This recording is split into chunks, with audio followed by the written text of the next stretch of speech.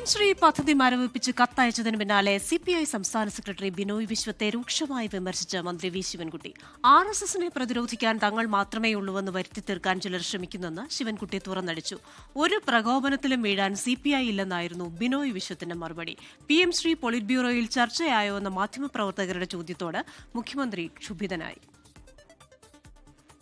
PM Shri പദ്ധതി മരവിപ്പിക്കാൻ കത്തയച്ചതോടെ CPIM CPI തർക്കം അവസാനിക്കുമെന്നാണ് കരുതിയത്. എന്നാൽ പുതിയ വിവാദം തുടങ്ങുകയായിരുന്നു. കത്തയച്ചത് LDFന്റെ രാഷ്ട്രീയ വിജയമെന്ന ബിനോയ് വിശ്വത്തിന്റെ പ്രസ്താവന തള്ളിക്കൊണ്ടാണ് വി ശിവൻകുട്ടിയുടെ പ്രതികരണം. ഏതെങ്കിലും കേന്ദ്രങ്ങളിൽ നിന്ന് ഇടതുപക്ഷ ആശയം പഠിക്കേണ്ട ഗതികേട് CPMനില്ല. മന്ത്രിസഭാ ഉപസമിതിയെപ്പോലും ബിനോയ് വിശ്വം പുച്ഛത്തോടെയാണ് കണ്ടത്.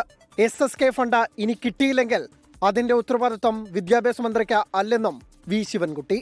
ആരെങ്കിലും ഇടപെട്ടതിന്റെ അടിസ്ഥാനത്തിൽ ഇത് ഏതെങ്കിലും ഒരു കൂട്ടരുടെ വിജയമാണ്, വേറെ കൂട്ടരുടെ പരാജയമാണെന്ന് ഞാൻ വിശ്വസിക്കുന്നില്ല. PM ശ്രീ വിഷയത്തിൽ കത്തയച്ചത് LDF രാഷ്ട്രീയത്തിന്റെ വിജയം, ജനഹിതത്തിലുള്ള വാർത്തയാണ് ബിനോയ് വിശ്വം. അത് താഴോട്ട് പറഞ്ഞിരിക്കുന്ന മുഴുവൻ കാര്യങ്ങൾ വായിച്ചു കഴിഞ്ഞാൽ ആരെ പറ്റിയാണ് എങ്ങോട്ടാണ് വിരൽ ചൂണ്ടുന്നത് സംബന്ധിച്ച് നന്നായി മനസ്സിലാകും. നമ്മളൊന്നും മണ്ടന്മാരൊന്നുമല്ലല്ലോ. എഴുതി തയ്യാറാക്കിയായിരുന്നു മന്ത്രിയുടെ വിമർശനങ്ങൾ.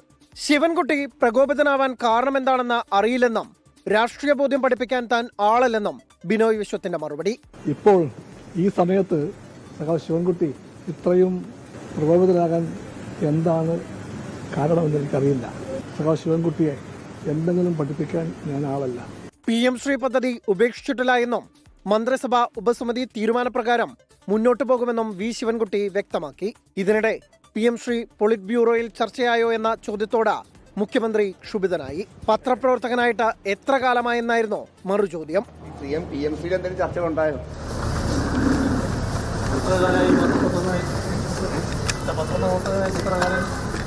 24 തിരുവനന്തപുരം. ലോകത്തെവിടെയായാലും ഏത് സമയത്തും 24 വാർത്തകളും ഓഗ്മെന്റഡ് റിയാലിറ്റി പാക്കേജുകളും എക്സ്പ്ലെയിനറുകളും വിശദമായി കാണാൻ ഞങ്ങളുടെ YouTube ചാനൽ നിങ്ങൾക്ക് സബ്സ്ക്രൈബ് ചെയ്യാം.